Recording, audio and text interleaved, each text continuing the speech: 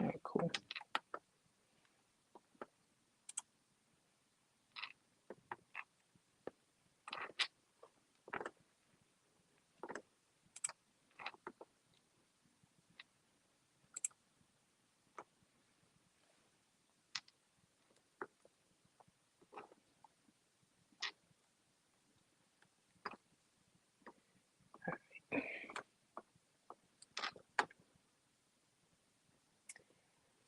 Hi, G. Oh, everybody, welcome, welcome, welcome. I'm sorry I wasn't here last week. Um, I had to do a mental reset. I'm not ashamed to say it, and I'll, admit it to you guys because we all go through it. I was facing, and I still am, but you get through the motions. Um, I do have a history of depression, and I did have a little, I guess you could say, kind of setback, but not really. It was just, kind of leaning back. Okay, but I'm okay. I am okay, guys, and I've been doing everything necessary to make sure that I continue to be okay. So I just needed to take some time off just to kind of get back into my Zen mode, right? What good would I be to you guys if I am not in a good space? So I thank you guys so much. Hi, Joy. Got Stella here, official. But I am well, guys. I am well. I mean, we've all been there, right? We all have our moments. We all go through our different stages, our different phases, and I was going through mine, and I just want you guys to know that, believe it or not, doing these channels, doing this content, and just being able to talk with you guys, it really, really helps me get through whatever little whatever little issues I'm going through, believe that or not.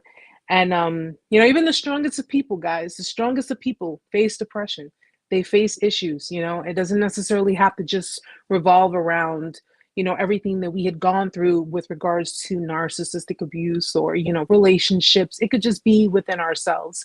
And still getting through it, still getting through it. But one of the good things that I learned is I'm not letting it consume me like I used to. So progression, definitely progression.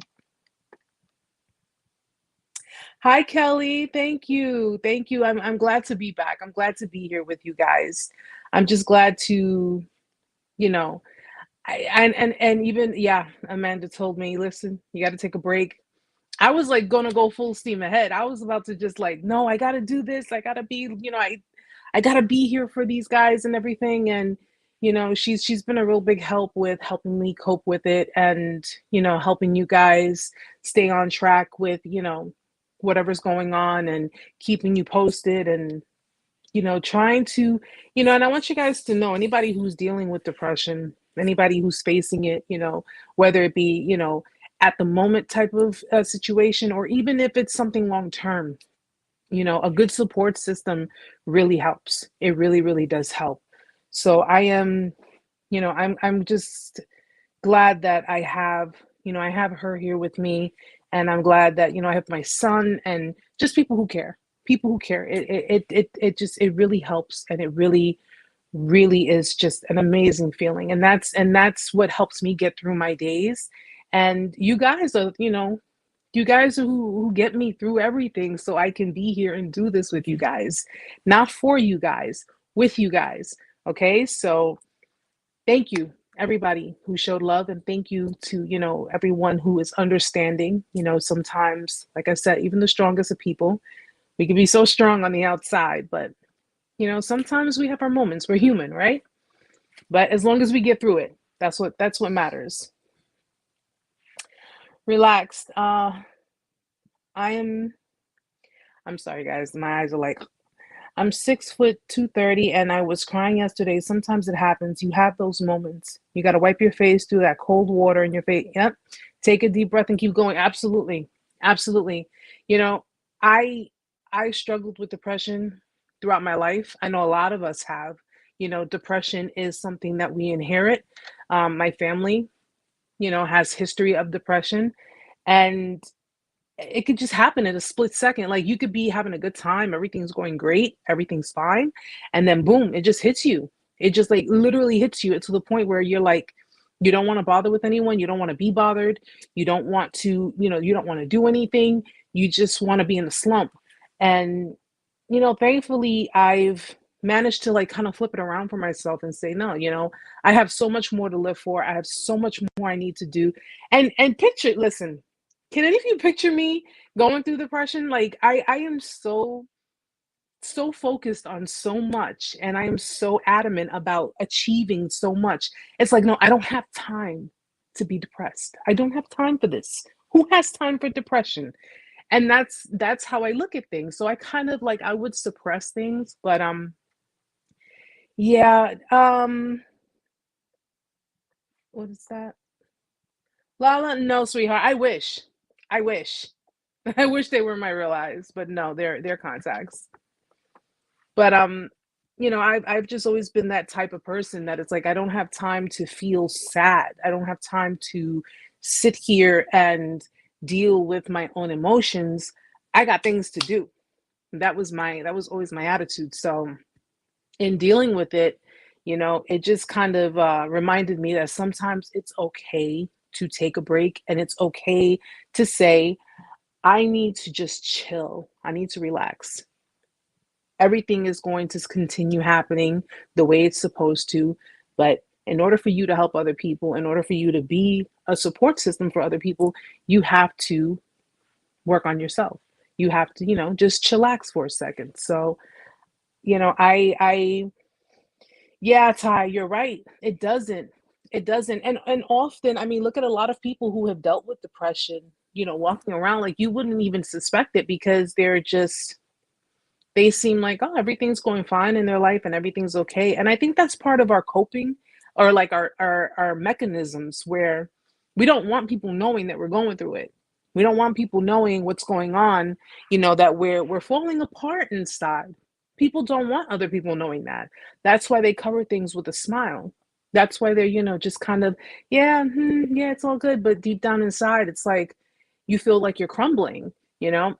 And sometimes, it works for some people, but I truthfully, my honest opinion, I would say if you are facing depression and you are going through the motions, you know, let it out. Let it out. Don't cover it with a smile. Don't, because there could be so many other people out there that want to help and want to be your support system. And people who don't really, really know how to spot signs of depression or know how to, tell if someone is being going through depression, they'll never really know.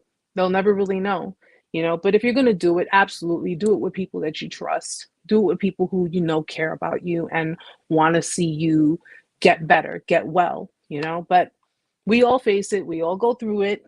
It happens to the best of us, and we're not perfect. Even celebrities go through it.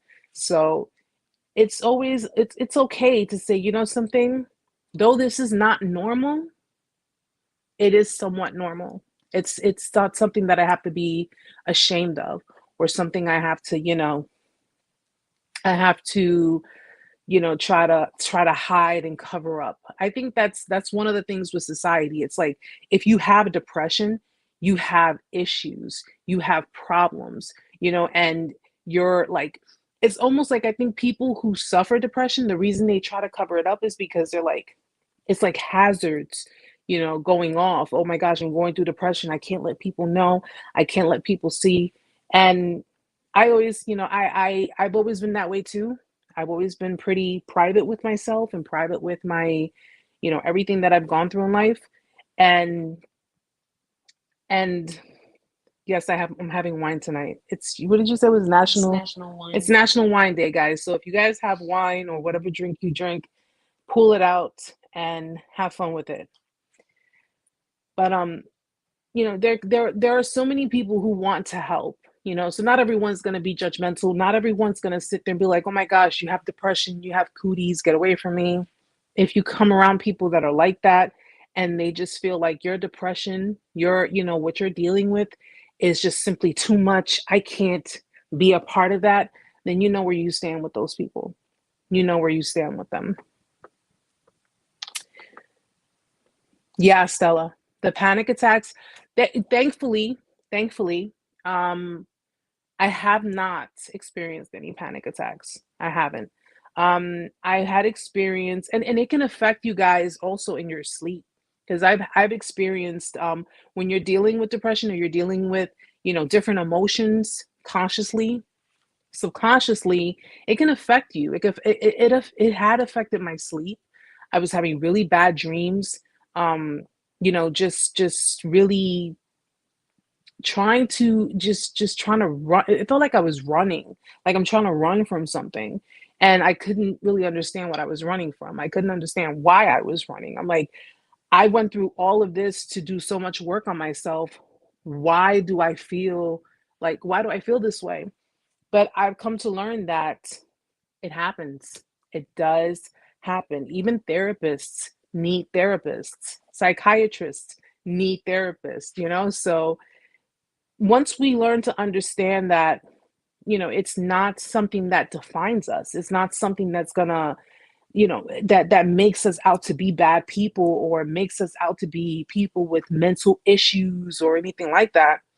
You over time just begin to accept it, and you begin to, when you understand it more, you know how to deal with it more, but until you can deal with it on an independent scale, on an independent level, I strongly would say, get that support system.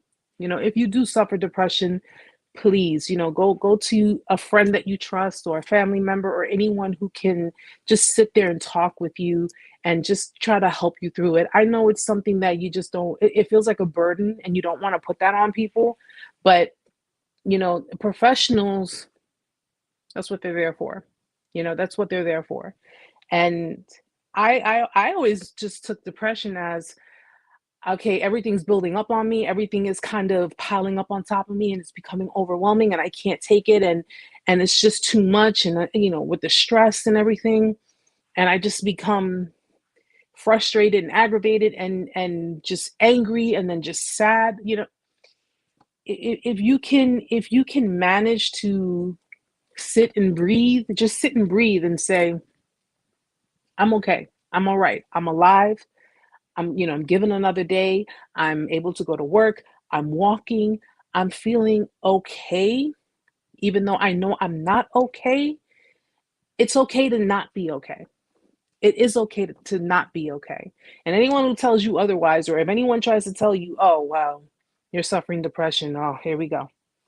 Here we go. Yeah, I can't deal with that because it's just, please, just try your best to stay away from people like that.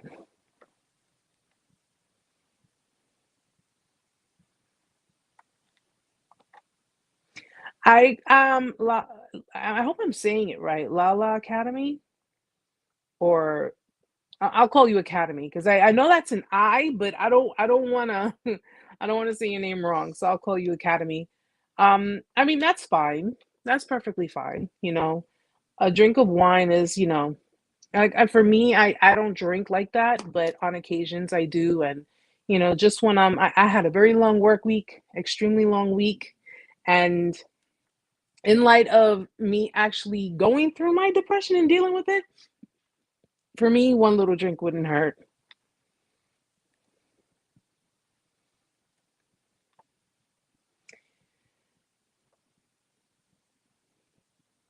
Thank you, Stella. Thank you. Yeah, I just kind of I had such a long week, and for me, like working was what kind of took my mind off of things. Like when I'm out at work, I'm so busy that I don't really think about it. Because that's like, and that's kind of like what we do sometimes too, like when we're dealing with, even when we're dealing with trauma or traumatizing situations, um, we tend to well, it's called dissociation, but we tend to dissociate. So we kind of, we basically like take it apart and just say, no, can't deal with it. Got to push this over there because I got too much going on over here.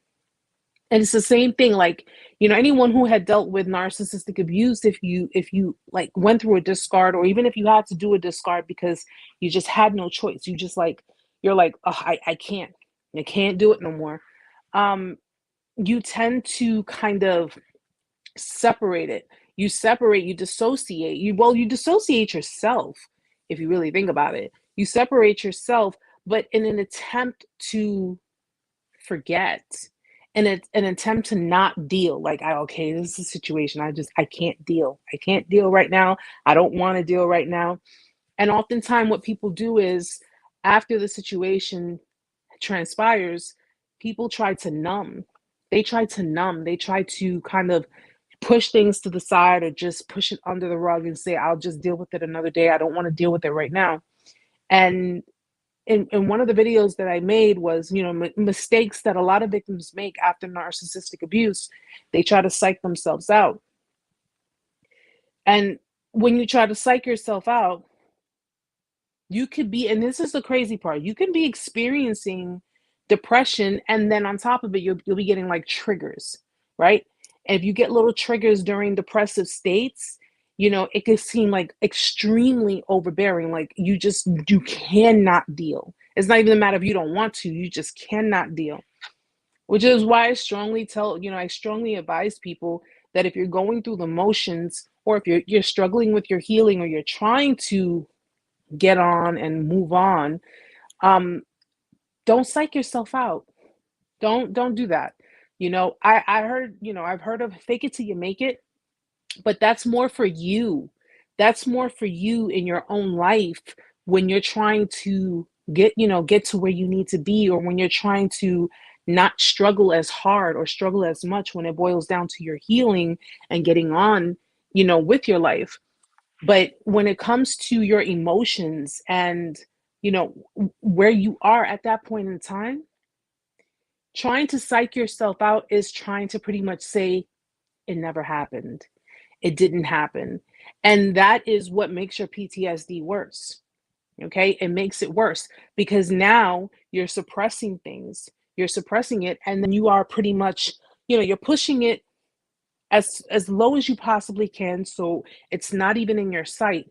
But then when you have moments when you're either alone, or if you're dealing with situations, or you're going through certain things, and those things that you suppress, that you push to the side, or you push out of sight, what you end up doing is you end up bringing that back up. And it doesn't even have to be consciously. You just end up, any situation can trigger you. Any situation can just, flip you off, and you're like, holy crap. And now you're dealing with a whole bunch of things that it's not healthy. It really isn't healthy. And I've learned I haven't had a trigger. Wow.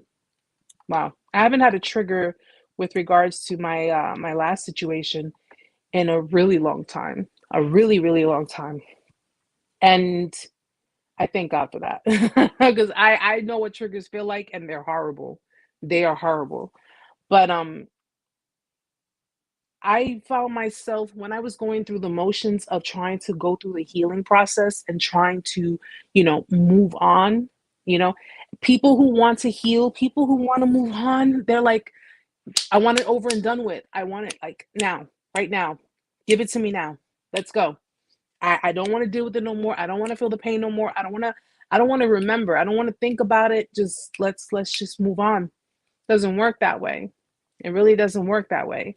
And when you find yourself going through a depressive state, don't get it confused.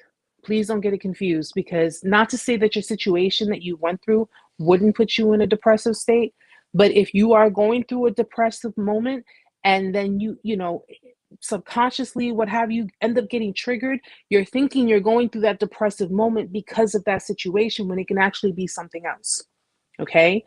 And this is why I say, please focus on, just listen, ride it through. Write it through. The emotions that you're going to feel it out. Feel it out. Okay? It's painful. It hurts. I know it does. Okay? I've spent nights and some days and even work days where I had to leave my desk and run to the bathroom because I was just crying. You know how many coworkers would hear me? I had 2 jobs. And in the morning, the first job I had, it was the bathroom that we had was on the floor, which meant that, it was like one of those public bathrooms, but we had keys, and they had stalls.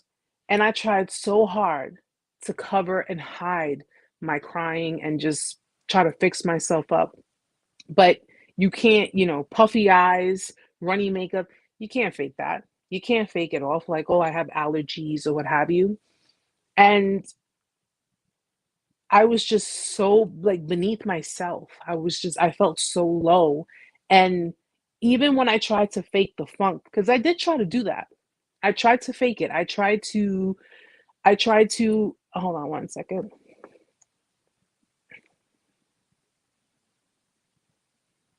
I thank you, Ty. I thank you. And you are too. All of you are. All of you are. And I know my hair is like, I didn't even get a chance to fix myself. I didn't even get a chance to fix myself up. That's how tired I am, guys. I'm so exhausted. But I wanted to be here. I did not want to miss another week with you guys. And now that I have people who are signing up for the Zoom conferences and the meetings, the group meetings, if there's going to be a lot more. There's going to be a lot more to do, but you guys are who started all of this. Like, even before all of the other stuff, all of the other platforms, you guys were the ones who started all of this. And I know that I know that a lot of you are on different parts of your journey and your healing, and you guys have come a very, very long way. Like, you have really, based on where you were before, compare that to now, where you are now. You guys have really, really done the work. You have done your research. You have acknowledged, you've accepted, you've taken accountability, and you should be very, very proud of yourselves. You really, really should be. And I know that you guys are, because given as how you guys are just, you're talking to one another, but you're helping other people. I see what you guys do. I do take a glance and I see what you guys do. And I'm so appreciative of that, because that's the whole purpose of this. That's what this is for. You know, it's I was talking on and I'm gonna post it up. I'm gonna post it up on YouTube. On Valentine's Day, I went on TikTok live, and because I missed them too. I missed them last week also, but I went on TikTok live, and and I was telling them, because people, listen, there's no more excuses. We can't make excuses for trauma. We can't make excuses for abuse. We can't make excuses for anything. And I was telling them that trauma is going to create two types of people in this world. Okay. They're going to create the kind of people that are going to change the world, or they're going to create the kind of people that are going to try to destroy it. And that's simply that. Okay. One is going to be on one side of the spectrum, the other one is going to be on the other. So we have to configure what side we're going to be on. Now, we could spend the rest of our lives being victims. We could spend the rest of our lives blaming our trauma for the choices we make, the things that we do. I could spend the rest of my life fearing abandonment. I could spend the rest of my life being a codependent. I'm not going to do that, because once I acknowledge my problem, once I acknowledge what it is about myself, anything after that is an excuse. It's an excuse. And when you have people such as narcissistic people, when you have people that are like this, that are pretty much, I don't have a problem. I am who I am. And the only reason relationships didn't work out for me, or the only reason why people chose to abandon me, is because they couldn't handle me as a person. They couldn't control me. I wouldn't let them control me. They couldn't handle my personality. Those are their reasons. Those are their reasons. So when people will no longer want to be around them, and people say, oh, I can't be around you because you're like this and you're like that and you're like this, they'll be quick to tell other people, well, this person abandoned me. They abandoned me. They left me because I wouldn't let them control me. When the reality was, you weren't trying to control them. You were trying to express to them and show them how to love you properly. How many of you have tried to do that? You try to show someone how to respect you, show someone how to love you properly, even though that wasn't your job, because it wasn't your job to do that. That was something they were supposed to learn long ago. But because you were trying to give them the benefit of the doubt and you were trying to, express to them, this is compromise, this is love, this is what it should be, this is how it needs to be. All they pretty much took everything that you suggested, they took it as control me, control me, control me, control me. No, can't do it, won't do it, sorry. And that was their attitude about it. So when you got fed up and and let's go beyond that. Let's go towards the discard. After everything happened during the discard and you were seeing things for what it really was, you were seeing people for who they truly are, you decided to get up and leave. I left with no warning. I just got up and left. I left with no warning. I did not, I didn't text, I didn't message, I didn't email, I didn't do anything. I did not do anything. I learned that my efforts were not appreciated. And I learned that my efforts were actually, I was being clowned. And people didn't realize that. People did not realize that. They didn't realize the levels of what I had gone through when I was dealing with the situation. And, in the midst of my discard, even though I tried my best to hold on in the sense of, this is just a phase. This is something that this person is going through. And they don't realize it. The fact of the matter was, I didn't realize it. I didn't realize what was being done. I didn't realize how the person was, how the person was really being so, I don't want to use a curse word. I'm really trying not to curse, guys. I really don't want to, but they were being a real jerk. They were being a real big jerk. And the crazy part about it is, even after everything, I was trying to help this person, like literally help them. I was trying to help them excel in their life and all to be, listen, at the end of the day, listen, guys, listen, you guys get into a relationship with someone. If someone decides they don't want to be with you anymore, listen, that's part of life. People change, feelings change. It is what it is.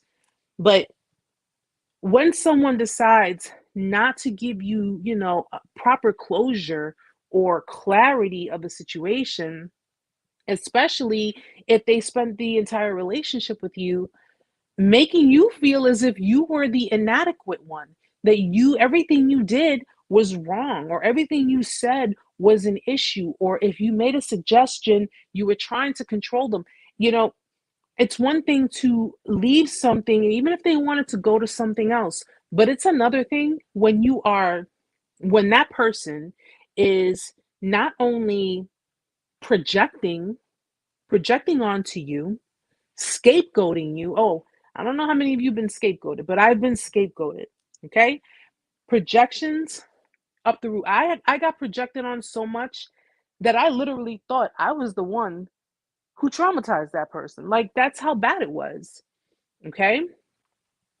To do all of what they do during a discard, and then on top of it, have other people believe that you're the villain in everything. You abandoned them. You decided to end things. You had no choice. I literally had no choice. And I walked away. I gave no warning. I didn't say anything. The minute that person knew was when they were doing all of the nonsense that they were doing, and I wasn't reacting anymore. I wasn't responding anymore. And I'm pretty sure that person went to look for my social media accounts to see if I was, still around, still online. And they saw that I wasn't, because I just got so fed up. I got so tired, and I was like, what the hell am I doing here? Why am I even here? What am I fighting for? What is this?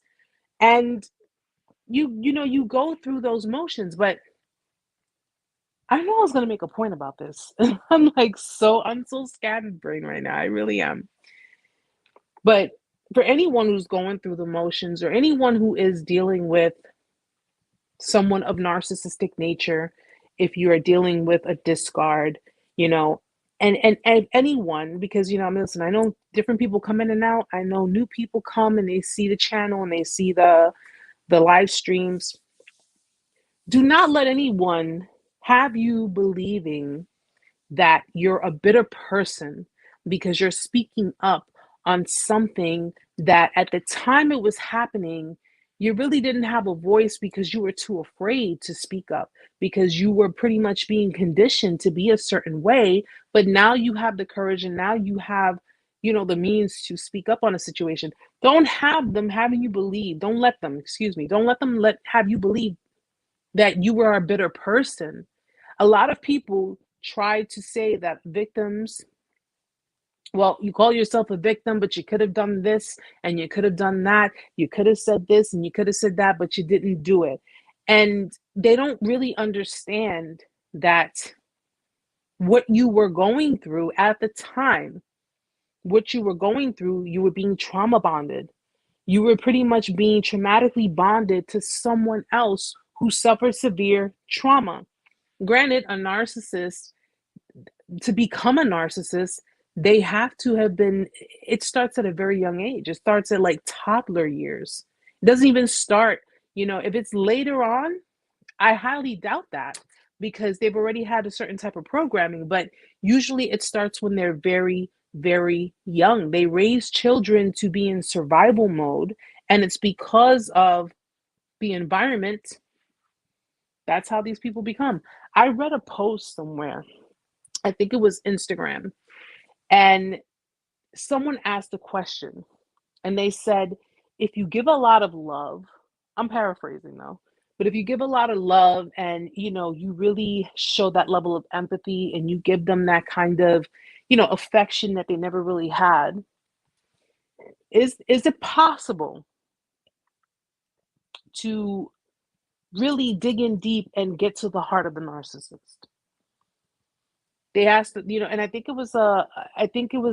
know if it was a PhD, person who has a PhD who gave the response, but the analogy that he gave was very interesting.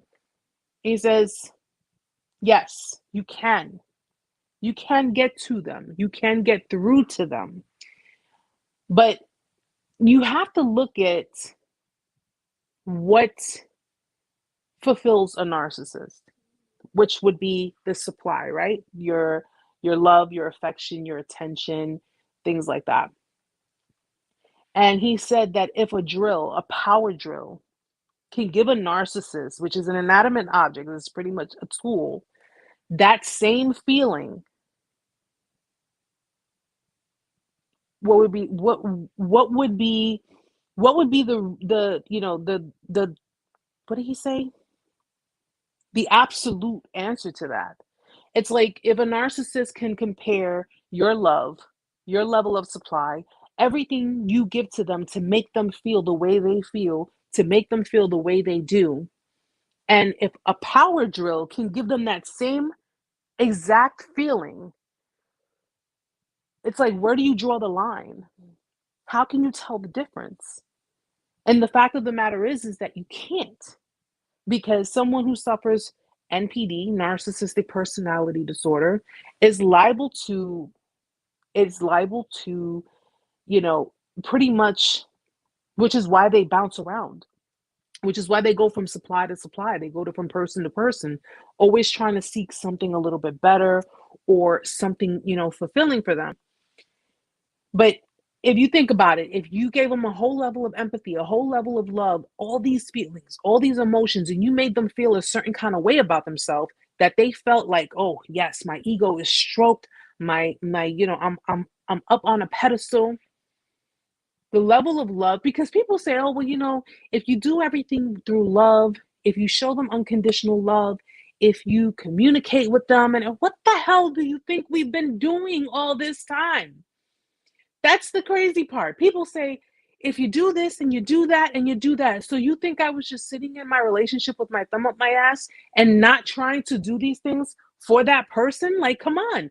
Oh, I've been sitting home like Peggy Bundy doing nothing while this person is out there working their behind off, and showing me everything that I never showed them. That's bull. What have you guys been doing all that time? You guys have been doing every single thing that they say, oh, well, show them unconditional love.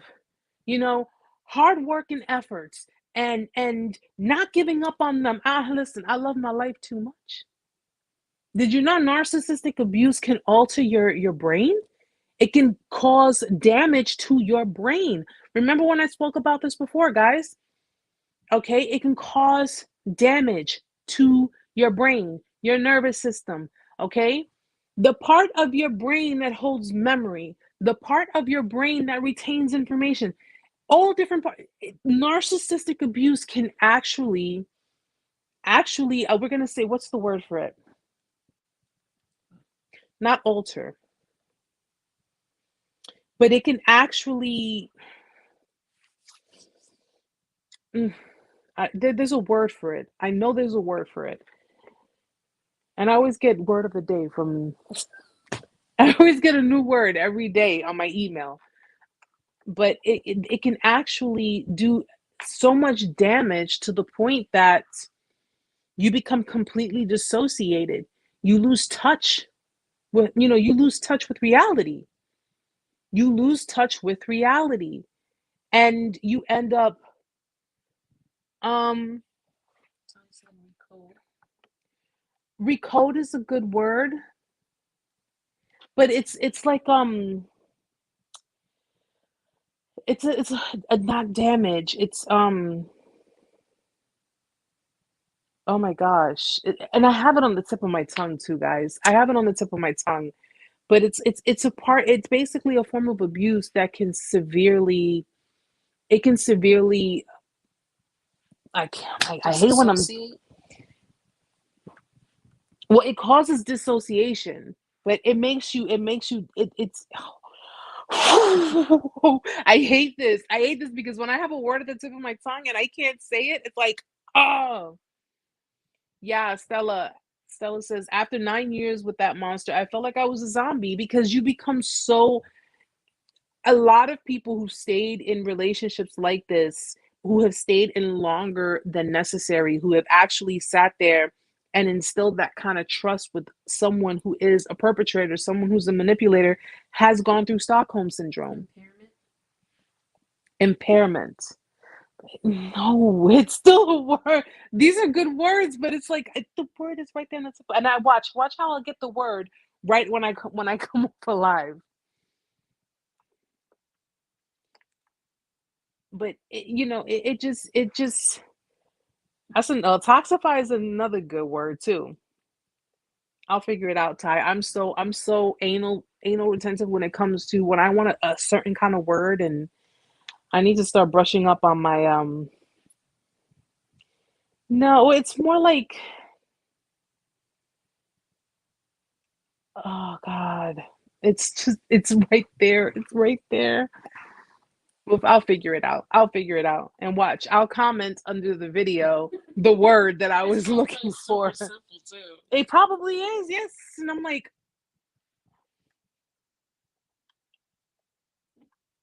it does. And you know what, Stella? It when you are experiencing, because it's like, you remember when I told you guys, like, that back and forth? It's that back and forth. It's the conditioning, right? One minute they're nice to you, they're cordial with you. The next minute they're being mean and hurtful and criticizing. The next minute they're, I love you, let's go out for dinner and let's do this, let's do that. They're all on top of you. And then the next minute it's, you know, they're insulting you or possibly putting their hands on you. They're just, yelling at you or making you feel so small. And then it's back and forth. And that is, listen, besides all other things, guys, because it's not just that, not just the Jekyll and Hyde effect, but in your relationship, your mind was being molded.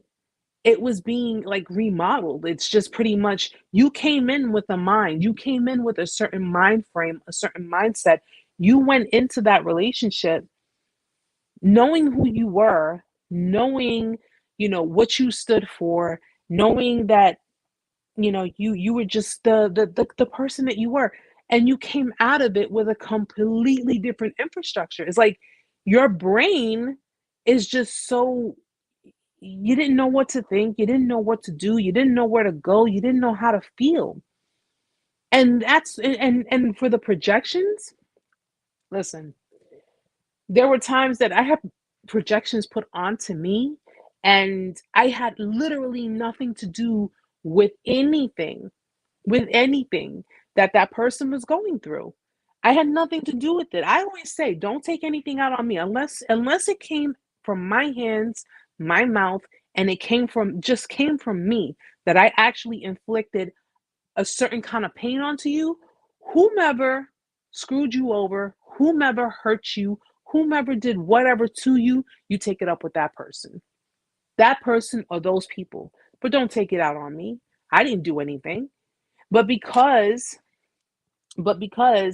you were the giving one, you were the, there's nothing I wouldn't do for you. You were the I love you to, to the moon and back, and let's make it work. And you were the reasonable one, the understanding one, the one who just wanted nothing but for the both of you to be happy by any means necessary. They took advantage of it. Queen of the South, what's going on, hun? But when they took advantage of that, and they basically were like, you know what? I've molded you enough. You're not going anywhere. And sometimes they'll test you guys. They'll test you. They will try to test you. They'll try to test your loyalty just to see how deep you are in it. Just to see how deep you are in it. And when they see that you have pretty much dropped all of your barriers, your boundaries, and you're no longer willing to argue, you'll just submit. You'll just easily submit. You'll just submit to whatever, to the point that you're kind of, shunning other people out just to, make them happy.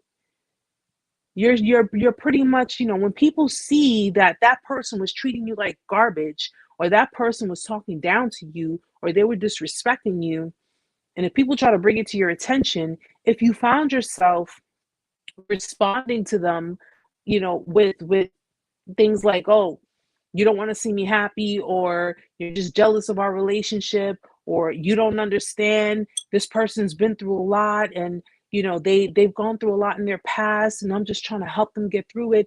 Listen to people who are trying to tell you this person is really toxic, really disrespectful, and does not deserve you. Listen to them.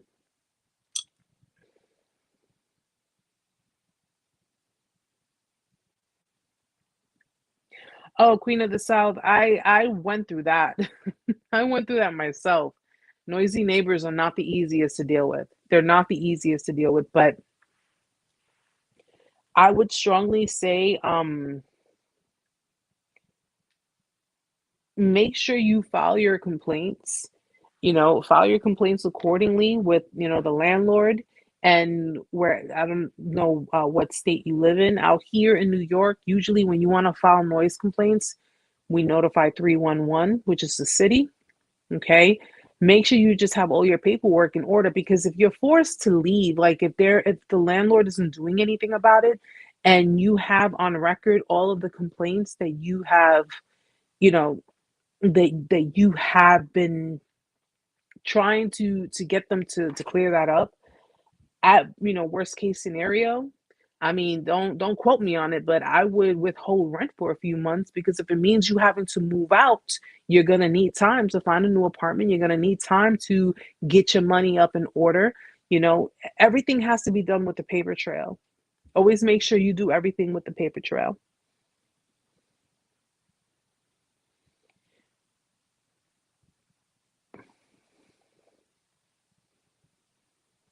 The new supply's name is also Erica, and she's a single mother.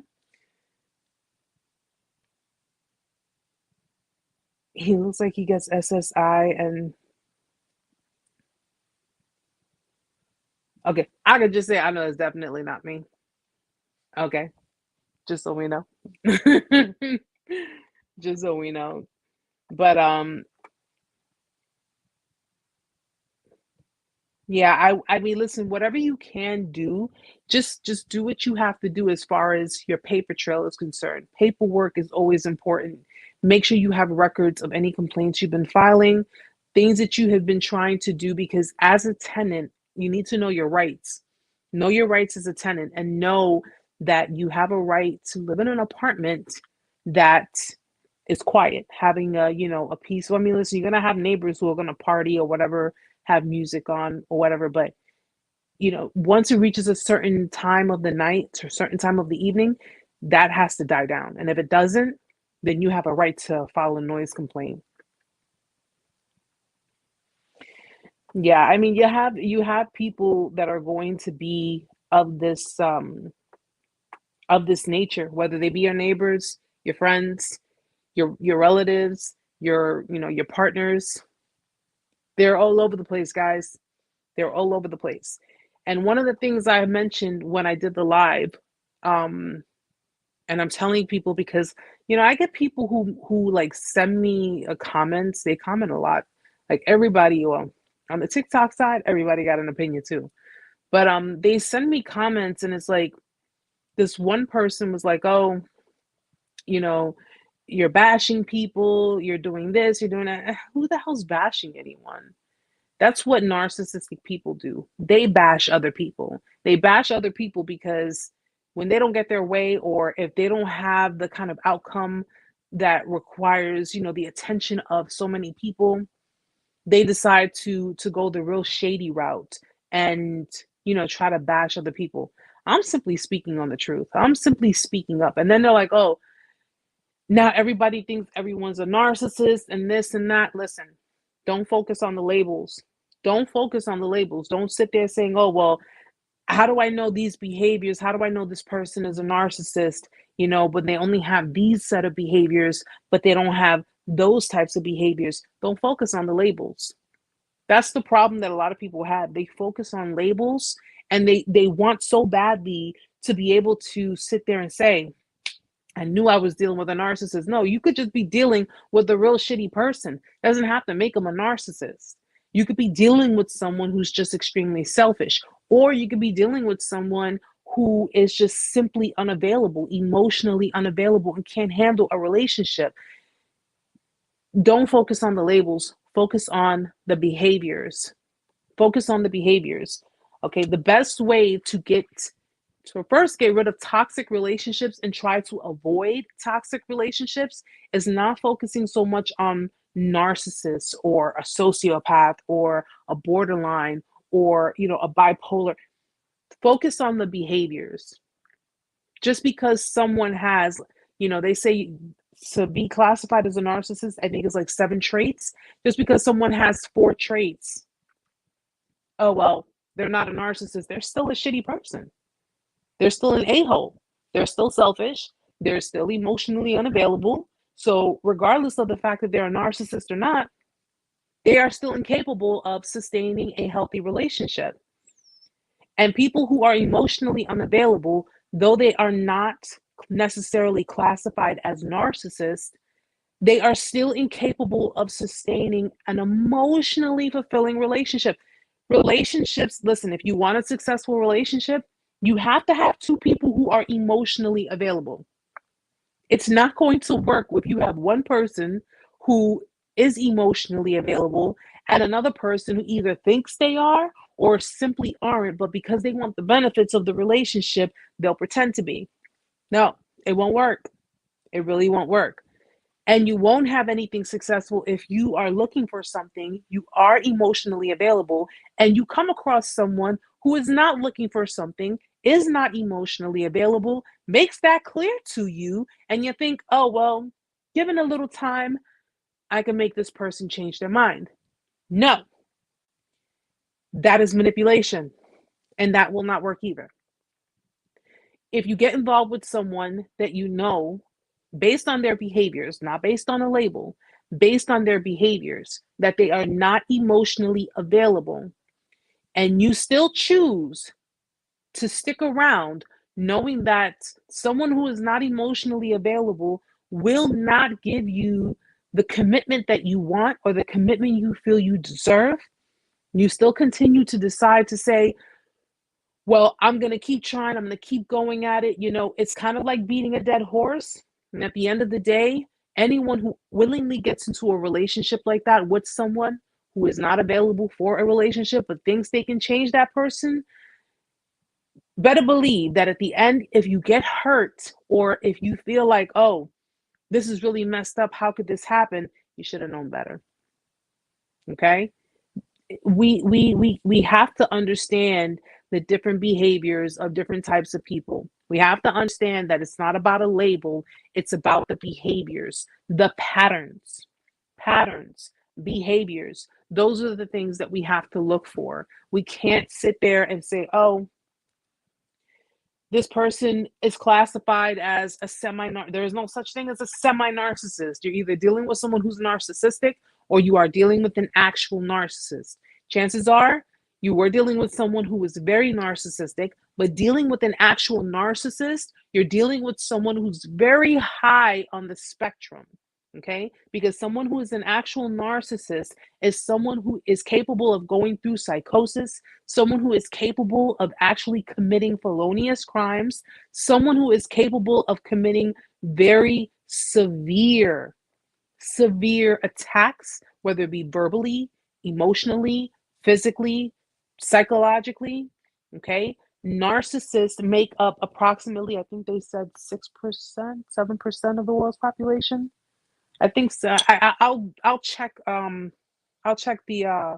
stats, but they are more capable of being extremely pathological in their ways. Narcissistic people who can be narcissistic, the behaviors are similar, but they're not as pathological.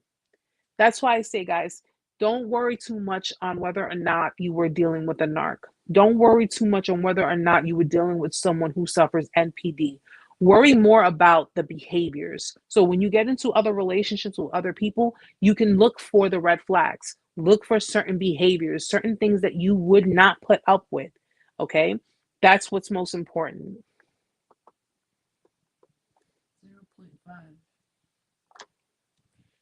0.5% of the world population? United States population.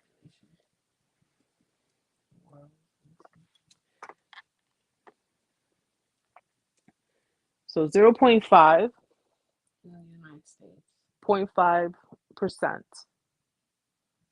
of the United States population. 1% population in the world.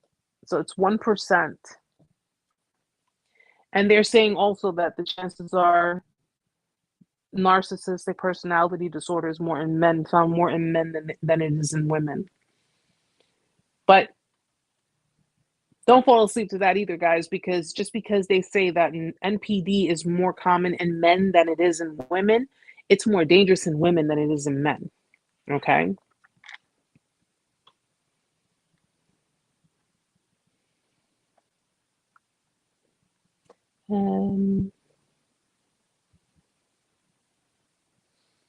Yeah, Queen of the South. I used to see Queen went through the same thing I went through. It's like I sensed the same thing the minute I got home. It's like everybody want to start making noise.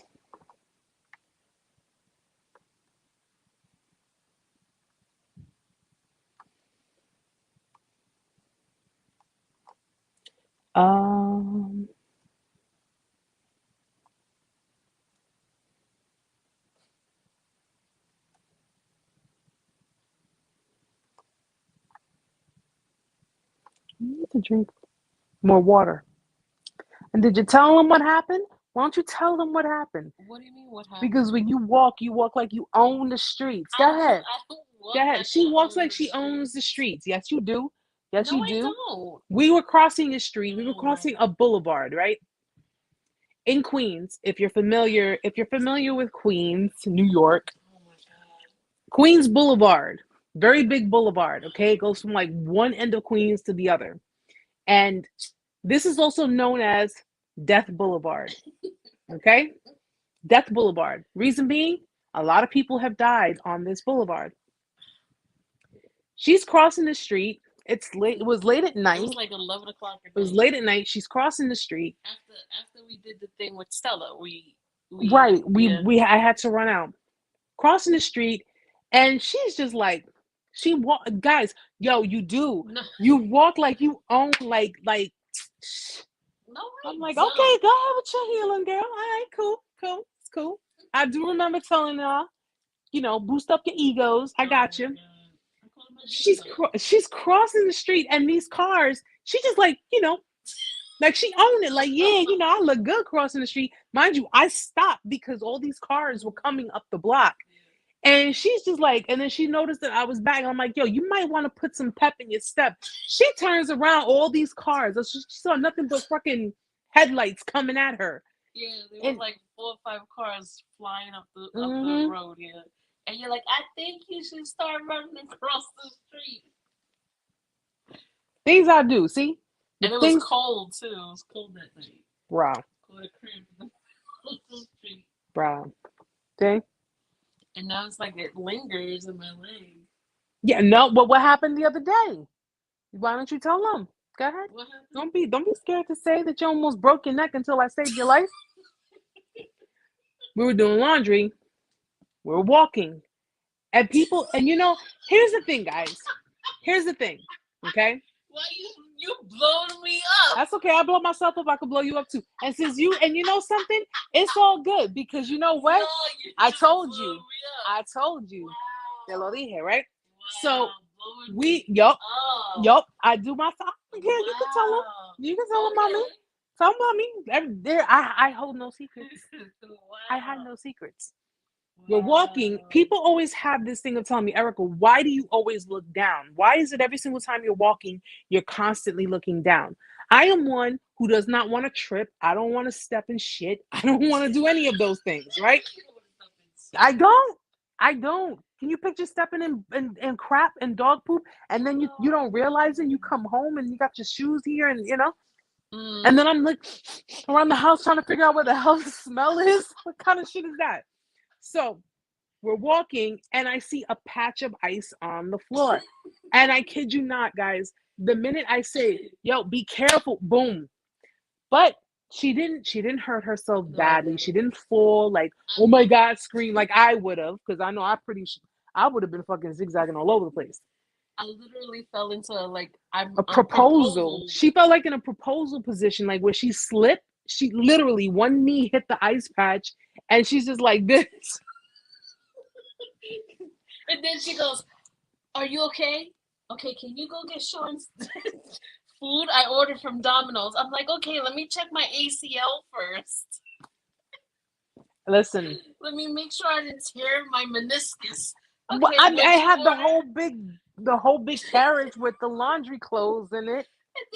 Mind you, it was our clothes. It was my clothes, and it was yours too. Because remember, what about the time when I was plowing the culture through the snow and stuff or whatever? She's too busy laughing at me. I was trying to do laundry after we had a little snowstorm, right?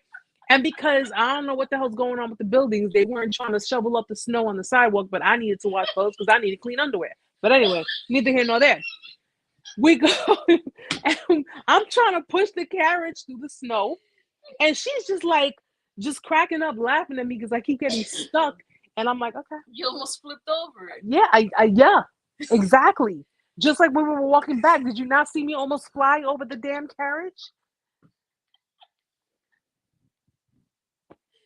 Well, I'm too small. You said I'm always close to the ground, so I'm gonna slide before you. Queen, no, she's my friend. She's my bestest, my bestie. Well, you blowing me up.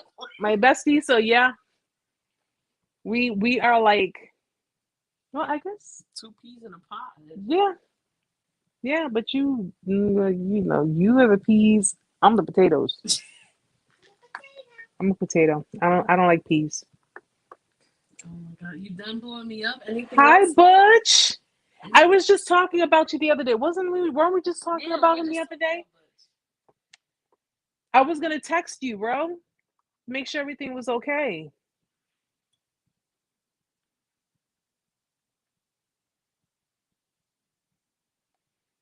Yeah, you know what? You get you a shovel. So the next time it snows, You could pave a way, because if I'm gonna be pushing the carriage, you can shovel the snow on the way to the damn laundromat. Oh my gosh.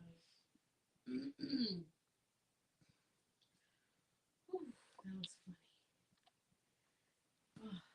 funny. Um, Queen, yeah, it's getting a car isn't hard. It's just finding parking. Finding And if parking you is can't hard. push that shopping cart, how is it driving?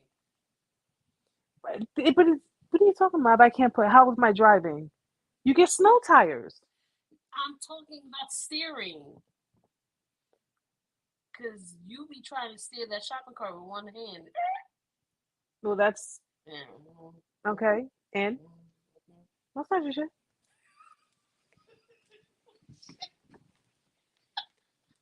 Yeah, Queen. It's hard. It's not hard to get a car, but it's like the parking out here is, especially where I live, the parking is just so scarce. And then when you live around people who have houses, which I never understood that they own houses, they have driveways, but yet they still insist on parking on the damn street. Like you have a whole driveway, parking your damn driveway. I think that's primarily because they don't want people parking in front of their house. It's like, then why the hell did you get a house out here? Get a house in Long Island, out in the fucking woods. I have to refill my cup of water.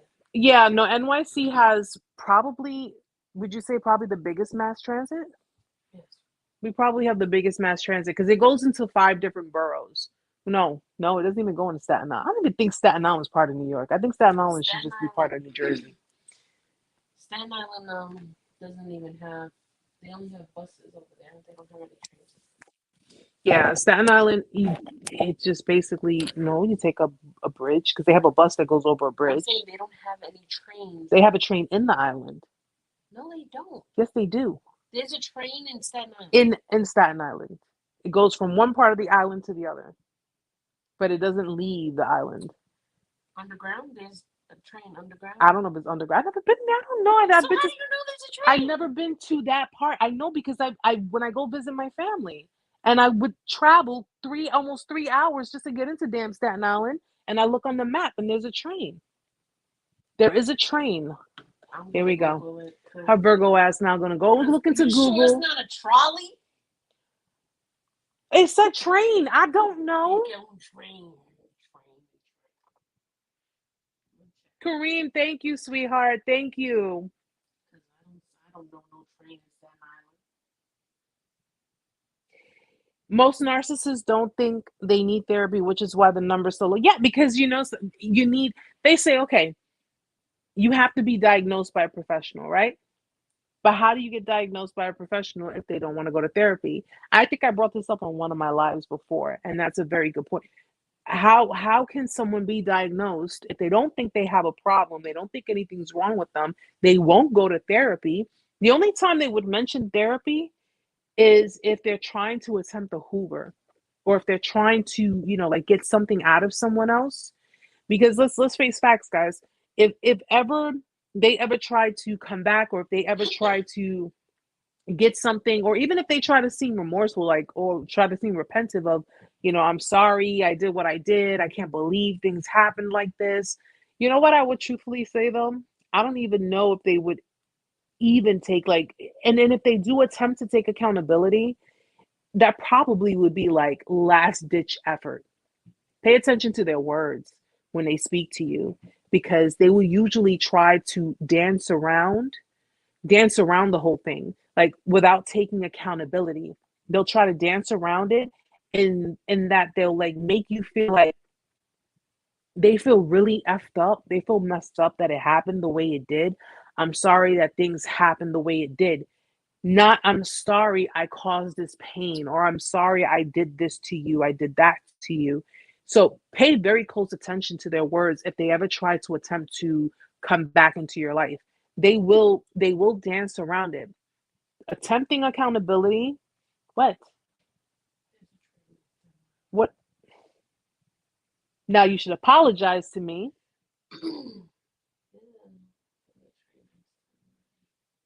But attempting to take accountability, that's probably last ditch effort. That's probably like, oh God, I'm not going to be able to, and even so, it wouldn't be genuine.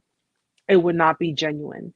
Okay. If they're coming back, even if they're coming with tears in their eyes, the crocodile tears, or if they're feeling some kind of way, or they're feeling like, depressive or whatever, it's simply because they are enduring some form of maybe a narcissistic bruise or a form of rejection or what have you. They're not thinking about you and the pain that was caused to you. They're thinking about themselves and the pain that they're feeling for lack of supply.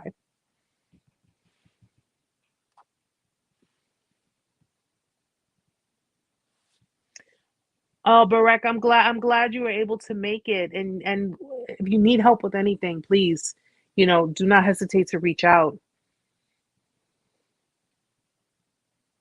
Or they say sorry but have no idea as to why they're apologizing. Yeah, they are lost.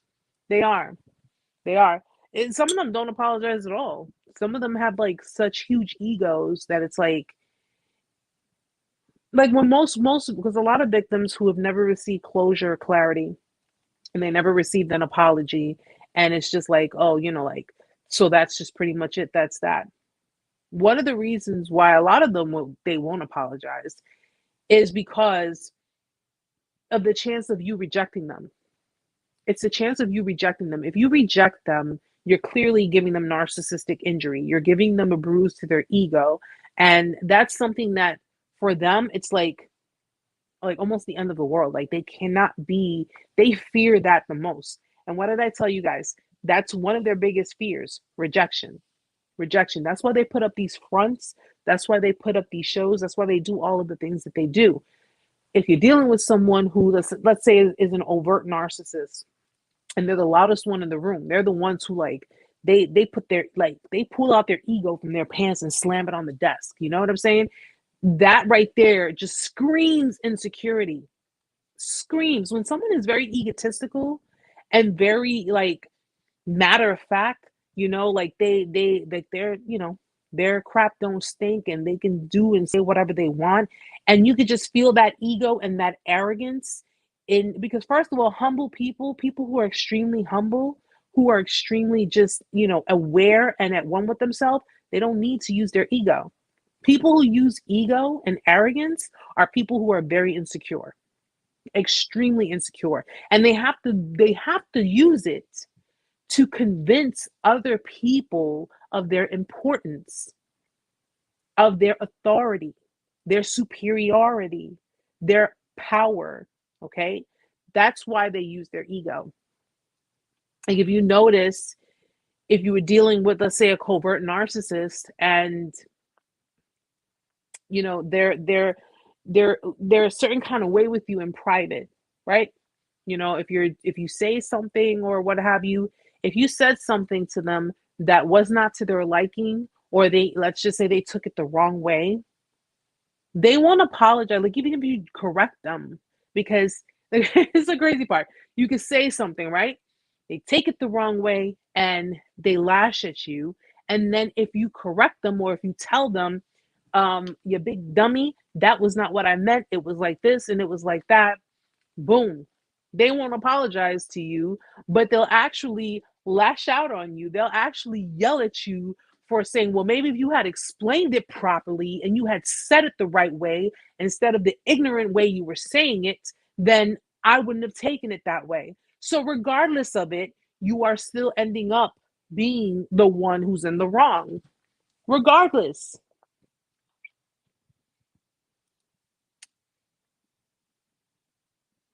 We don't, Queen. I never listen. I don't use I can truthfully say, and I have God as my witness, man. Like I'm a humble person. I can't even front on that. Like I don't, I have but listen, I don't see myself as an influencer. I just see myself as someone who's just trying to help other people and do what I gotta do. Okay. At the end of the day, I can be like 110% with you guys. I live in a one-bedroom apartment, okay, in one of the most expensive cities in the United States. I live in a one-bedroom apartment. My son has the bedroom. My son has the bedroom. I give my son the bedroom. And I have my little, well, you guys have seen my getup and my background when I do my videos. And I'm okay with that. I'm okay with that. You know, I don't have a luxury filled life, and I'm okay with that. And I would never listen if I had to put someone in their place, if I had to correct someone and put someone in their place, those are two different things, first of all. Correcting someone is simply, expressing a form of a criticism, but it's not in a sense of I'm talking down to them. But putting someone in their place is a response from me being disrespected. Big difference. Thank you, Queen. Yeah, and I'm comfortable. I'm comfortable. I love my home. One day I'm gonna own a house. One day I'm gonna buy a house, and my son's gonna have, not only his own room, but more than likely his own bathroom. And he's gonna have a yard, and he's gonna have, the kind of life that I always wanted to see that he has. But until that does happen, but God has humbled me in so many ways, which is why that, when you walk with humility, that's why you get blessings. But when you have ego and pride, and that's what these people have, guys, very big egos, very prideful, they won't, like, it's not even if you're not asking them to, they won't bow down. They won't. Okay. They will sit there and hold a grudge against you. They will sit there and still convince other people that you are the villain. And even if they do you wrong, or if they disrespected you, or they discarded you, or they disgraced you, they will not make the first move to make amends or try to apologize to you. You still have to be the one to do it. So, wait a minute, let me get this straight. Hold up. You disrespect me, you gaslight me, you make me feel like trash, you make me feel this small, right? You triangulate me, you do anything possible to screw with my head. You don't give me clarity. You don't give me closure. You don't do any of these things. And yet you still are sitting there waiting for me to come and apologize to you, or come and approach you, or come to you when you don't even know what I'm going to say they could do with themselves. But at the end of the day,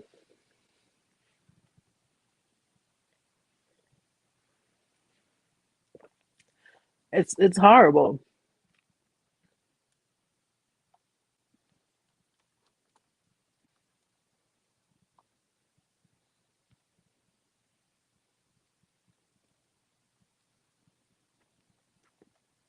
Stella, I'm not sure if all narcs use name calling, but my narc called me every vile thing imaginable. And let me tell you something, Stella. And this goes to show how he saw something in you, but he didn't want you to see it, and he didn't want others to see it, or at least he didn't want you to acknowledge it.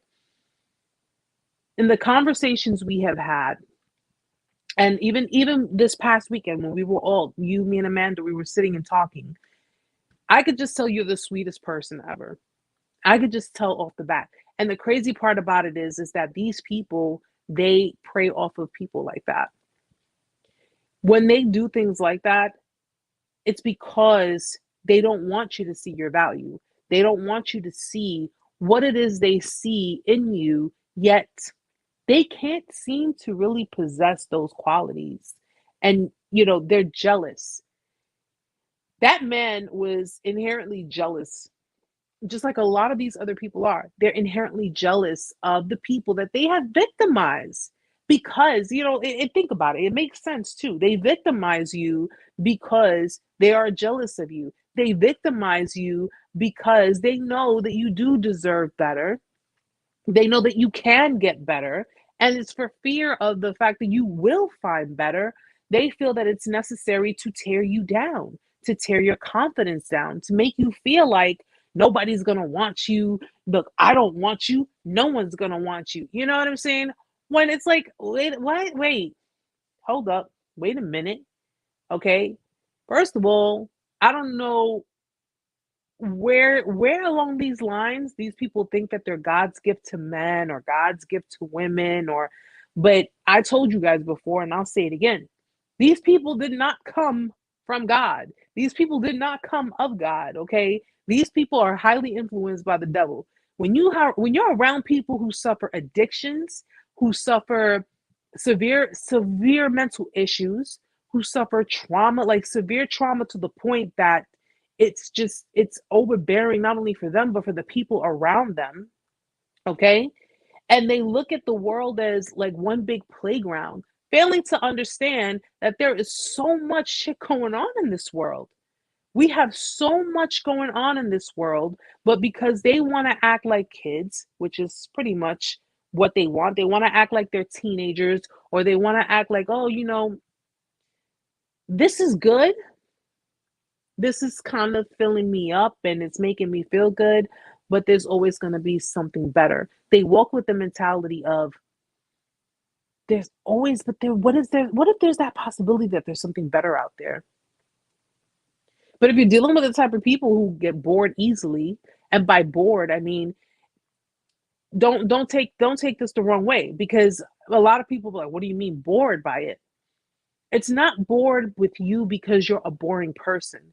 They get bored with the situation because it's becoming too real for them and they can't handle it because they never had any intention on being really serious with you. They never had any intention on taking on any serious responsibilities. These people, if you notice, if you look at how they are with their finances, if you look at how they are with their living, their lifestyles, they're not very responsible people. They're very irresponsible people. But when things get too real, when things get too serious to the point where it's like, okay, now we got to move this up a notch. What did I tell you guys before? They want the benefits of a relationship. They don't want to put in that work. They don't want to, they want you to do all of the work. And if the time comes that you're just seeing through the mask because now you're getting tired and you're asking questions, you're snooping around and you're starting to see things or you're starting to notice things. God forbid you do that. That's a big red like alarm going off for them. I got to get out of this. I got to get out of this because this person is starting to see certain things. I got to get out of this because this person may reject me, or it's kill or be killed. Leave before being left. That's just the way it is. And of course, if they find themselves getting bored, because people can be influenced too. So if they find themselves not being completely fulfilled with you or satisfied with you because other people are stroking their ego. So if you have external sources, people who are kind of, flapping in their ear or kind of boosting their ego up or gassing them up, and they go all of a sudden they went from being the person that you were in love with, being the person who was, yeah, okay, for the sake of argument, love bombing you. They go from all of that to you're nothing, you're nothing to me. And they don't even have to say it out. They don't even have to say it out loud. It's in their actions. It's in their actions.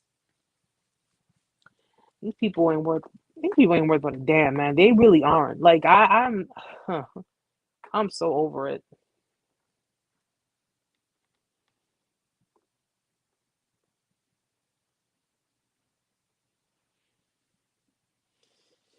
Ay, oh yeah. Yeah, Ty, I'm pretty sure. I'm pretty sure with regards to the calls, it's gonna be it's gonna be never ending with that. When it deals with narcissistic people, you're dealing with people who look at you as their property. Okay? You are their property. You belong to them. Whether you're together or not, you belong to them. Okay? They can come and go as they please in your life. And of course, if you continue to allow it, it is going to happen that way. They can say and do whatever they want because who knows? I mean, listen, I don't know everyone's situation. Maybe you guys have gone through a discard moment and then boom, they recycled you back in and they managed to run the whole cycle all over again. Okay? When we allow people to get away with certain things and we think we're giving them the benefit of the doubt. They're looking at it as I got away with hurting you. I got away with breaking your trust and getting you to retrust me again. pay attention to the behaviors. Pay attention to the behaviors. Okay. I'm very big on respect. I'm very big on, and if you disrespect me once. It takes once with me. I don't know where people get off, all right, this is the fifth time you disrespected me, but it's gonna be the last time. What? No. You disrespect me once, you be lucky if you get out of the room a whole man. Okay? Not now. Maybe before, when I was codependent and I was a pendeja. Yes, people disrespected me, and I was just like, oh my god, why are you doing this? I can't understand this. I don't believe you're doing this. Please don't hurt me no more. Now, no,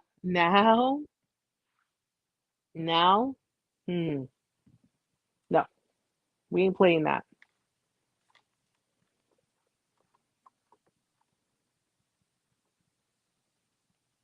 Long talk. I quit my job last Saturday.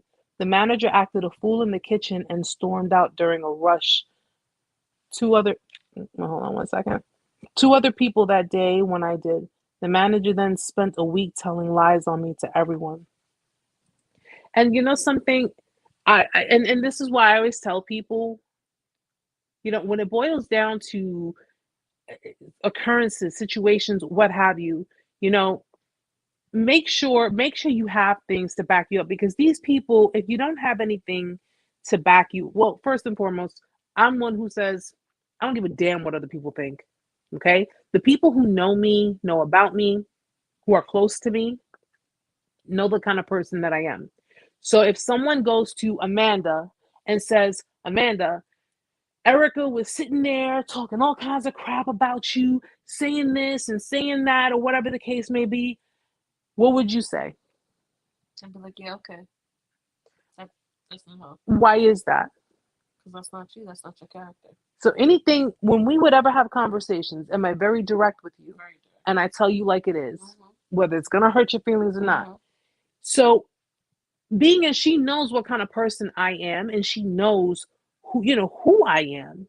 If someone goes to her and tells her that I was sitting there and just, like bashing her and just being mean and disrespectful, no, it's not going to happen. Okay? If people believe lies told on you, then those people don't really know you. Those people do not really know you. Now, if this is for, a career situation, you do what you got to do. You do what you have to do. I don't care if you got a sneaky camera phone to catch someone in the act of doing something shady, because at the end of the day, the way I've learned, when it boils down to work, coworkers, colleagues, work situations, it's save your own ass. Okay? Because if it were anyone else, they'd be trying to save their own ass too. Okay? So at the end of the day, people will try their best to throw you under the bus, and people will try their best to lie on your name and just try to really like diminish your character. If these people don't know you like that, if these people don't really matter to you, or if their opinions don't mean anything to you, then it shouldn't matter. Let them say what the hell they want to say. Let them do what it is they do, okay? Because people who gossip, the same people they're gossiping with are going to be the same people they're going to be gossiping about anyway. But if this is for a work situation, listen, we all protect our own asses when it comes to a work situation. And that's just the way it is.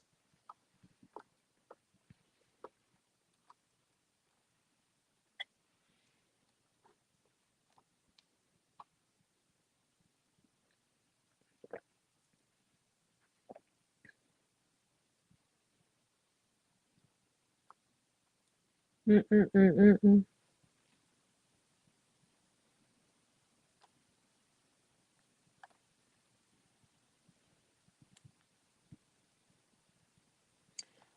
But so when you say in their actions, does that mean part of the devaluing stage? Yeah, I mean, devaluing you, it doesn't have to be verbal. Being devalued is not just a verbal, just like being abused is not just physical. Being devalued is not just verbal. Okay? Being disrespected is a form of devaluation.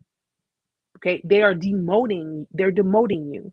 They're devaluing your existence. They're devaluing you as a human being, as a person who deserves respect, especially if you've given that respect.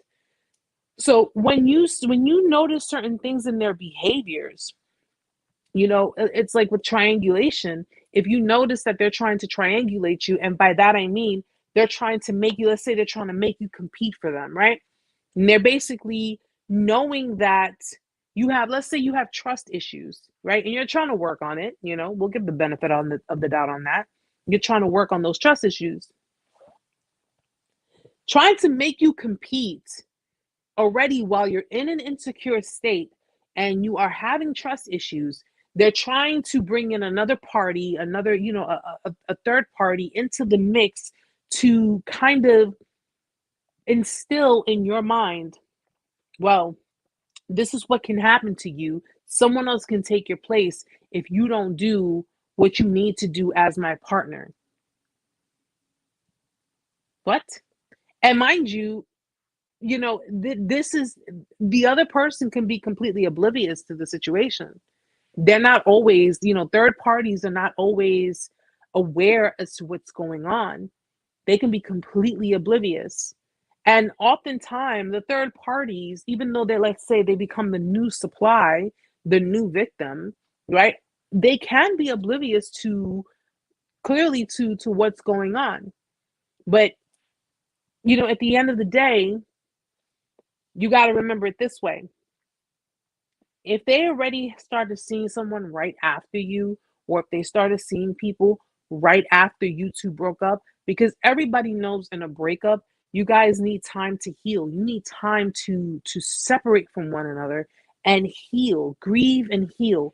If this person or these people you've dealt with completely just went on to the next person and didn't even give themselves time to heal or anything like that, they were never grieving you to begin with. Okay? They were never grieving. They were never sitting all that bullshit about, oh my gosh, I'm so confused. I don't know what I want to do. I mean, I love you, but I can't do it. Get the fuck out of here. Seriously. Seriously. With the crocodile tears and the I'm confused and I love you, but I don't know. And, we this is just becoming too much.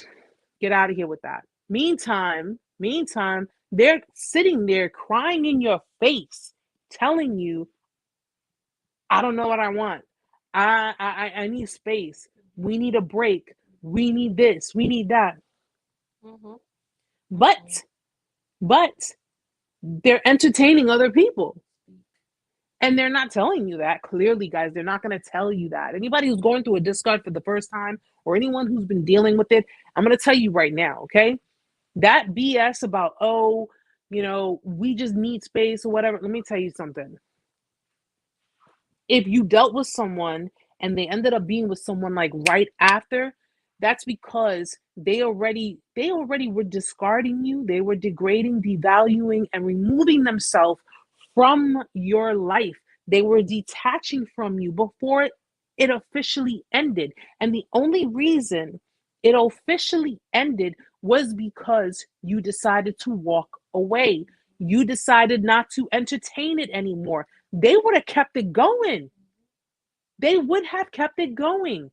They would have kept you at arm's length. They would have been like, you stay here. I'm going to be over here. But no, you stay over here. Don't worry about what's going on over here. You stay here.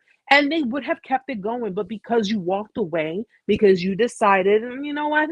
I think it's about time I pick up my freaking self-respect and dignity, or what little I have left, and walk away from it. If you hadn't done it, they would have continued with it. They would have kept you there. This is why they don't give you clarity. This is why they don't give you closure. They don't tell you specifically. They don't talk to you directly about it. They don't say, listen, I don't want to be in this relationship anymore because, listen, it may hurt. Yes, it may hurt to the freaking core of your bones, but it will give you closure. This is why they gaslight you, because they do not want you having closure, because it is not over for them. Why do they watch you? That's why they watch you. That's why they're calling you from different numbers, from block numbers. That's why they have their friends looking at your social media. That's why they have different people monitoring you, talking about, I don't love this person no more. I don't want to be with this person no more. Meantime, your ex-girlfriend got her homegirl who got her cousin, who got her sister-in-law looking at your pages, looking at your stuff. No, I'm not. Calm down. Calm down. I'm fine. You're yelling now. Calm down. I'm not yelling. Calm down. You're sitting next to me. Go sit over there. But do you understand what I'm saying? It's not. This is why I hate when you do this, because then you get me distracted and now I lose my. Really?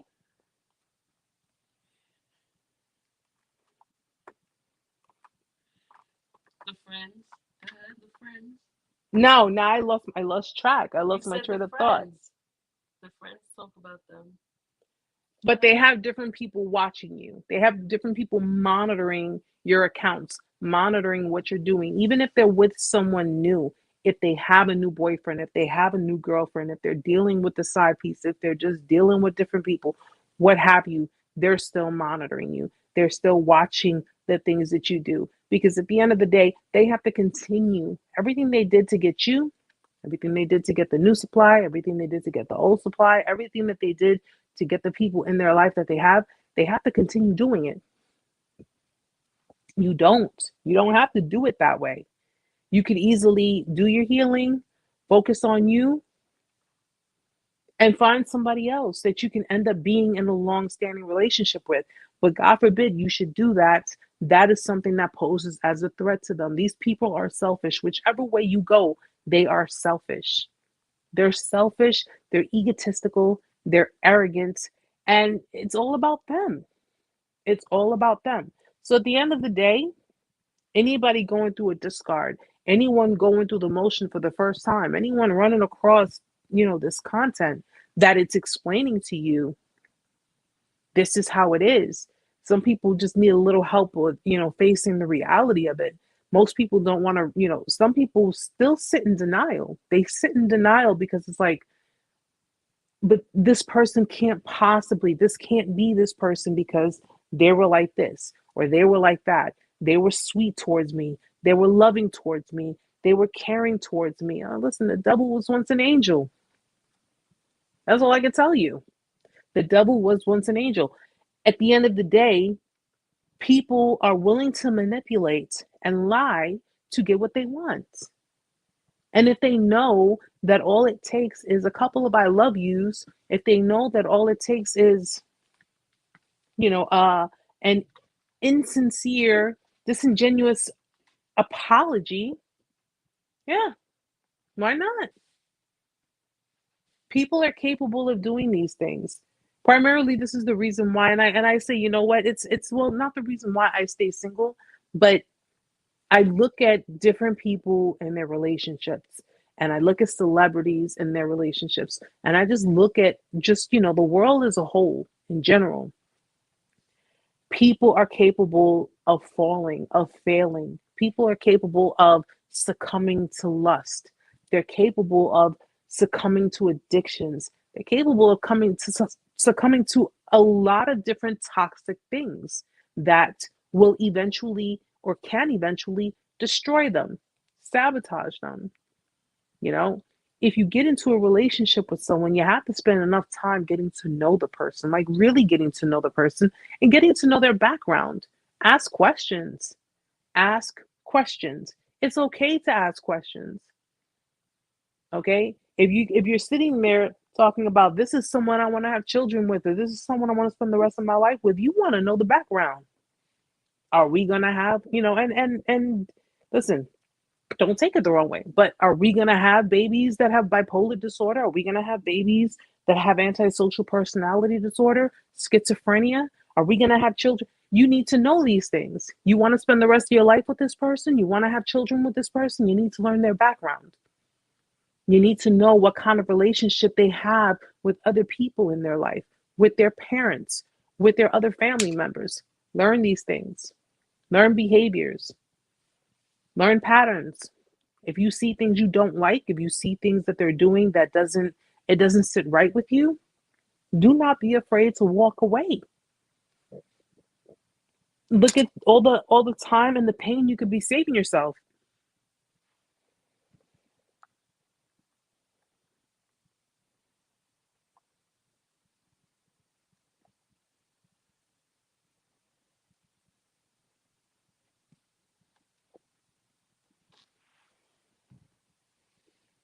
Um,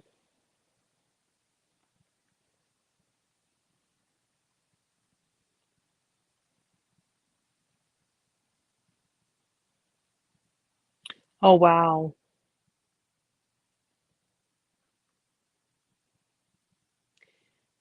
Cosmic Kitty.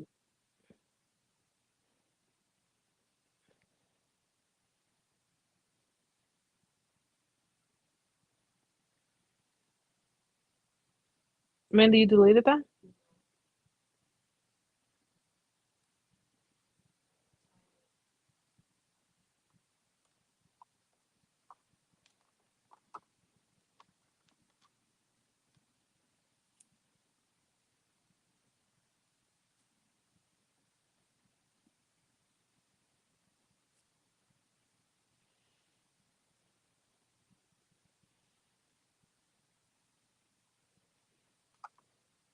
Okay, is that a fake page?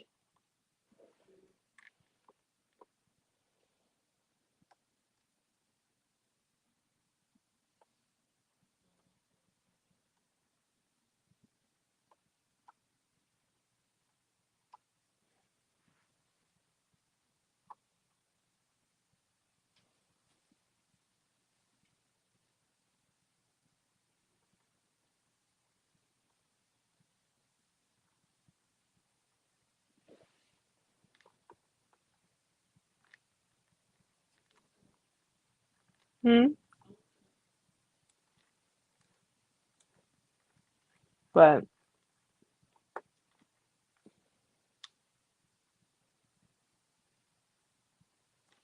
yeah, I don't know. I don't know where she came from. But guys,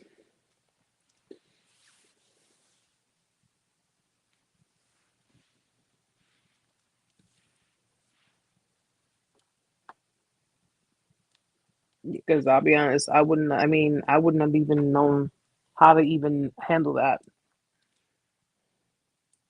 No, it's not. It's not.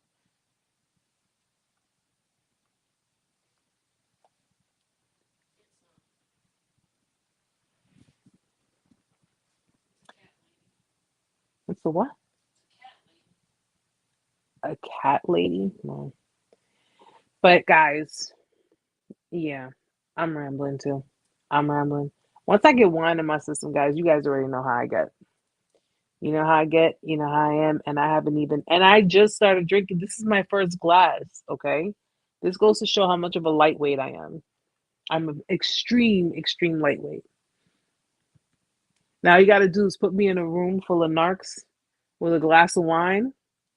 I'll go ham on all of them.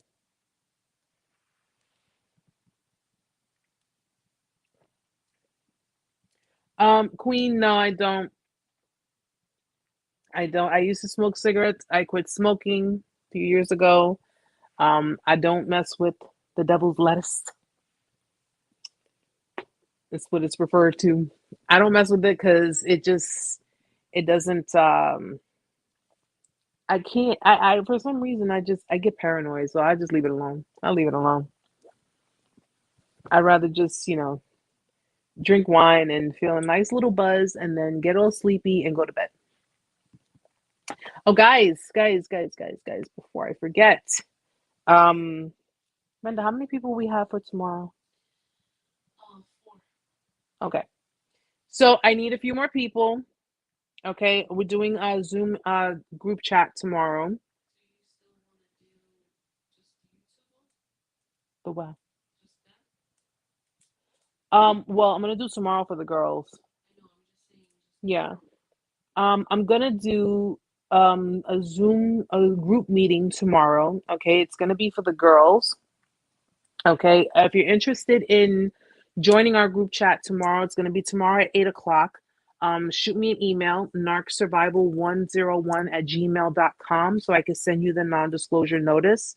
It's the non-disclosure notice is the notice that basically says, with joining this group chat, that you agree to keep everything confidential. It's all, in the description of the notice. So if you're interested in joining our group chat tomorrow, please shoot me the email so I can send you the notice, because I need the notice to be signed before I can send the link for the Zoom meeting. All right. And it's again going to be group chat. What I wanted to do for everyone who is part of the YouTube community, so everyone who has been part of this community for a long time, I wanted to do a Zoom face to face with you guys. Okay, everyone. So guys, girls, I wanted to do that. I was kind of thinking, I don't know if I wanted to do it in place of next week's live, but I'm still contemplating on it. But I would love to do a Zoom with you guys so I can speak with all of you and we could all talk together, kind of like what we do here on live. Okay, except we'll all just be in a room watching and talking to each other.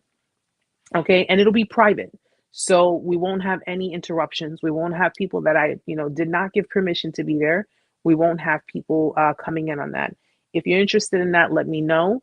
I would love to see, especially the main people there. A lot of you, I know I have a lot of new people who've also been coming in recently, but a lot of the we'll do something more with the newbies, but I want to have, like, the main people who have started with me on this.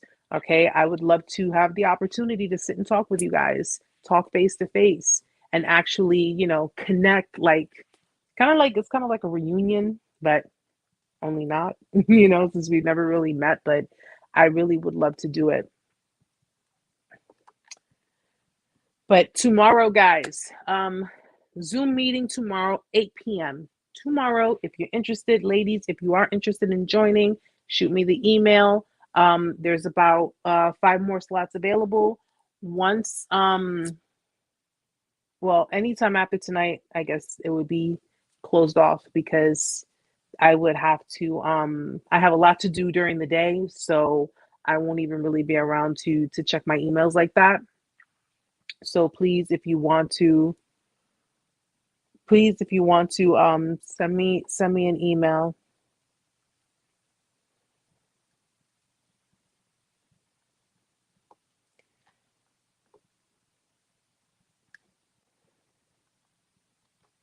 Um,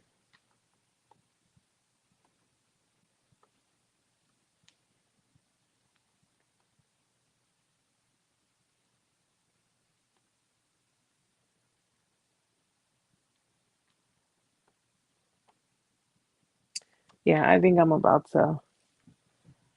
I need to get my. I'm a little too saucy right now. So send me the email, guys. narcsurvival101@gmail.com. Again, if you want to join the live, oh my gosh, the Zoom for tomorrow. Okay, this is going to be again for the women only. 8 o'clock tomorrow, 8 p.m. tomorrow. Send me the email before the end of tonight, so that way I can include you on the list, and I can send you the Zoom link, so you will have everything that you need, so we can all be prepared.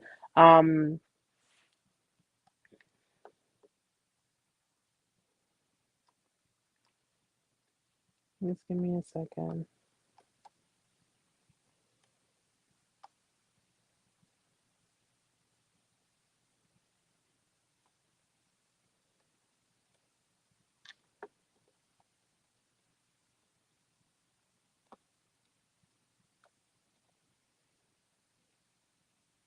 What's the problem?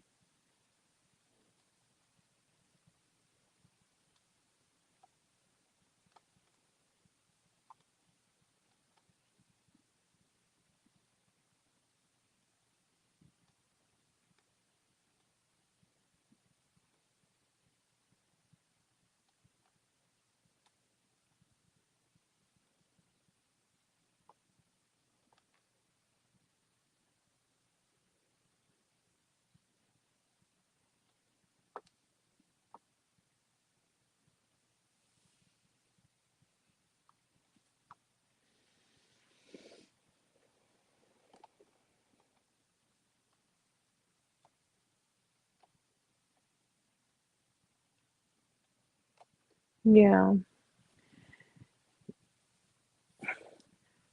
Ty, you and I are gonna have a one-on-one. I want to do a one-on-one video chat with you. I also want to do one with O, and I definitely want to do one with Butch. So we'll set something up for that. We'll set something up for that. Um, but yeah, so if you want to do the group chat for tomorrow, let me know. If you want to do a one-on-one, the one-on-ones are a little bit more to get around because that means that it would be me and one other person. And that's probably not going to be as often as a group chat, but we can also do one-on-one. Ty, yeah, let me know what your schedule is on Sunday. All right. Um, yeah, let me know what your schedule is on Sunday. And I also I don't know if O is still in the room. If he's not, I'll message him on Instagram. But peoples, listen, all good vibes, okay? We're all family here. It's all love between every single one of us. Okay, I'm just so glad that I could be a part. Yeah, if you can't, listen, just let me know what your schedule is and I'll work something. I'll definitely work something. Even if it's during a weekday, I can work something. It's no rush or anything, okay? Um but yeah, it's all love here, guys. All right? We're all family. We're all here for one another. And, if there's anything that you need, okay. All right. So just let me know. Let me know what time will be good and I'll set up the link and I'll send it to you. Um everybody's going through, their emotions. Everybody's going through different phases and different things. This is why, I do want to give everybody the opportunity to talk things out and express themselves. And if there are some things that all right, Ty, I will. If there are some things that maybe, a little bit much. Oh my gosh, did I have bean sauce on my chin? I'm sorry, guys. I had a little bit of dinner. I think I had beans, and I think some of the sauce fell on my chin.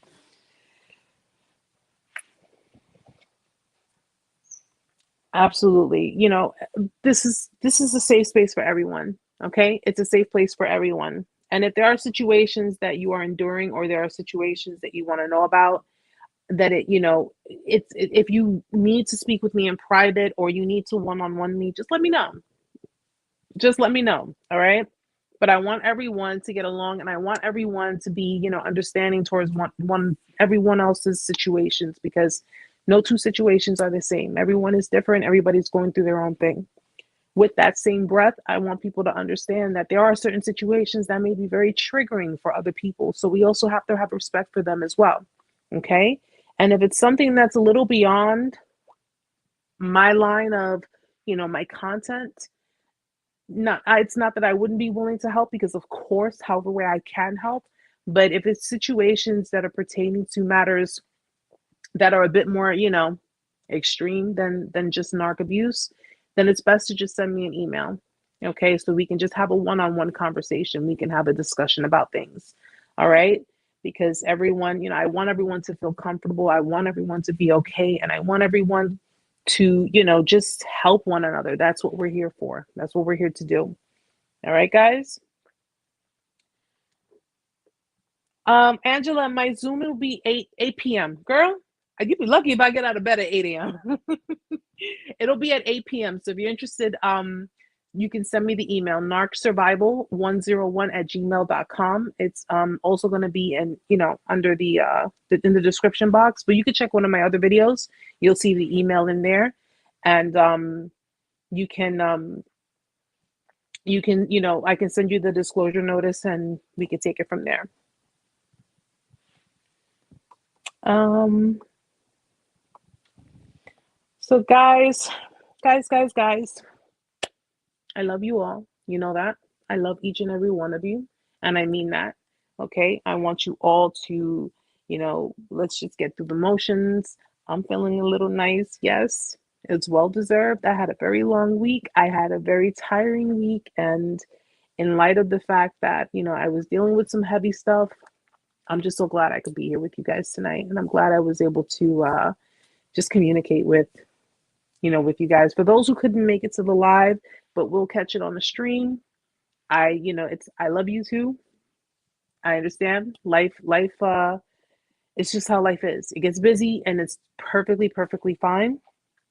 I am going to rip off my eyelashes. I am going to take off my clothes. I'm going to get as comfortable as I possibly can, finish up my wine, finish up my meal, and then going to bed.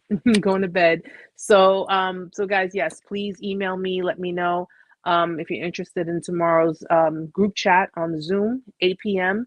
You can bring a drink, sit and chill, bring wine, whatever drink you want to drink, and it's going to be for about 40 to 45 minutes, and we'll just, we'll be each other's support system, okay, guys? So, guys, oh, much love to you, sweetheart. Oh yeah, you too. I wanted to see your schedule to see if we could do a one-on-one as well.